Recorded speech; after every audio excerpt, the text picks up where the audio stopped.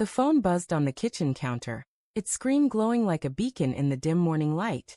I froze, spatula in hand, as the eggs sizzled in the pan, their edges curling like my fraying nerves. It was her phone, not mine, and the name flashing across the screen wasn't one I recognized. Elliot. No last name. Just Elliot. My stomach twisted, a cold knot tightening as I stared at the name, the letters burning into my mind. Why was someone texting my wife at 6:17 a.m. on the morning of her girls' trip? I didn't touch the phone. Not yet. The eggs scorched, filling the kitchen with a faint acrid smell, but I couldn't move. My mind raced, replaying the past few weeks. Her late nights at the office, the way her laughter felt forced, the perfume she'd started wearing that clung to her like a stranger's touch. I told myself it was nothing. Stress maybe. Or the strain of 7 years of marriage.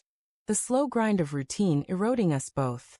But now, standing in our too-quiet kitchen, the weight of that name, Elliot, pressed against my chest like a fist.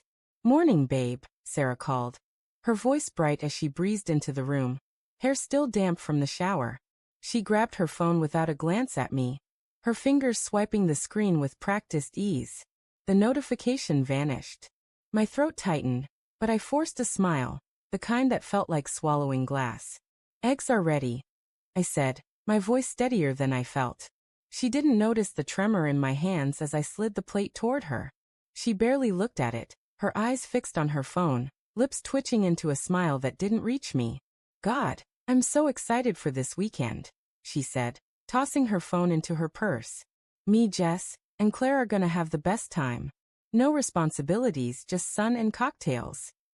Her words were light, but they landed heavy, each one a pebble in the growing pile of my unease. I wanted to ask about Elliot. I wanted to scream it. But I didn't. I just nodded, scraping the burnt remnants of breakfast into the sink. The airport drop-off was a blur. Her suitcase wheels clacked against the pavement, her perfume trailing behind her like a ghost. She kissed me quickly, her lips cool and fleeting, and promised to text when she landed. As her figure disappeared into the terminal, I sat in the car, gripping the steering wheel until my knuckles whitened.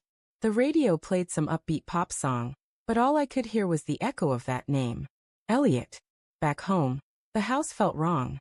Too still. Her coffee mug sat unwashed in the sink, lipstick smudged on the rim like a taunt. I wandered into our bedroom, the bed still unmade, her side a tangle of sheets. My eyes caught on her nightstand, where she'd left her old phone, the one she hadn't used in months, replaced by the sleek new model she carried now. I don't know why I picked it up. Maybe it was the silence, pressing in like a held breath. Maybe it was the ache in my chest, begging for answers. The phone powered on, its cracked screen flickering to life. No passcode.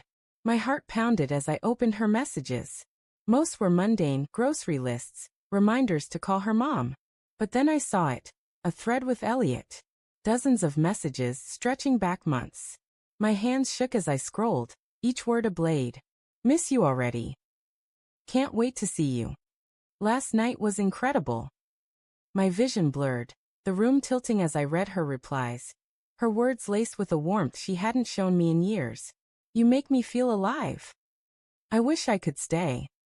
I sank onto the bed, the phone slipping from my fingers. The air felt thick, suffocating, like I was drowning in the life we'd built together. 7 years.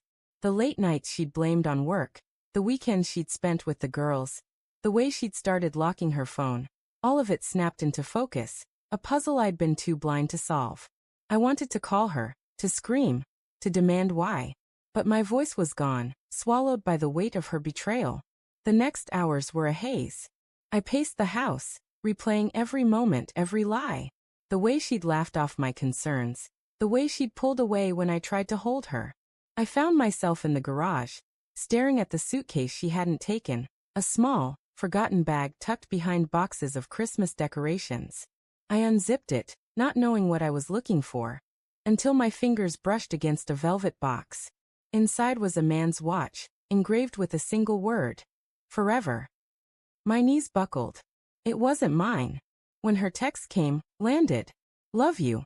It felt like a mockery. My fingers hovered over the keyboard, rage and heartbreak warring inside me. I could confront her now, let the truth spill out in a flood of accusations. But something colder took hold, a plan forming in the jagged edges of my mind. She thought she could play me, live her double life while I waited at home, oblivious. She was wrong. I drove to the airport that night, the same one where I'd dropped her off hours earlier. The hotel she'd mentioned was a sleek, glass-fronted building just beyond the terminal, the kind of place that screamed luxury and secrets. I didn't call her. I didn't text. I parked and waited, my eyes locked on the entrance, my pulse a steady drumbeat. Hours passed, the night growing colder, but I didn't move. Then I saw her. She stepped out of a cab, her arm linked with a man's. He was tall, his smile easy, his hand resting on the small of her back like it belonged there. Elliot, I presumed. My chest burned, but I stayed still, watching as they disappeared into the hotel. Her laughter floating through the night like a blade. I didn't need to see more. I didn't need to confront her. The truth was a wound, and I was bleeding out. The next morning, I packed her things. Every dress, every photo, every trace of her. I moved with precision, my hands steady despite the storm inside me. I drove to her office, where I knew she'd return Monday, and left the boxes in the lobby with a note. You're free now. Enjoy your girls' trip. I didn't sign it. I didn't need to. When I got home, I sat in the dark, the house silent except for the faint hum of the fridge. My phone lit up with her name, her texts a frantic cascade of excuses, apologies, lies. I didn't respond. I didn't need to. The watch lay on the table in front of me, its engraving glinting in the dim light. Forever. The word mocked me, but it also set me free. I stood, grabbed my keys, and walked out the door. The night was cold, the stars sharp against the sky. I didn't know where I was going, but for the first time in months, I felt lighter. She'd made her choice. Now I was making mine.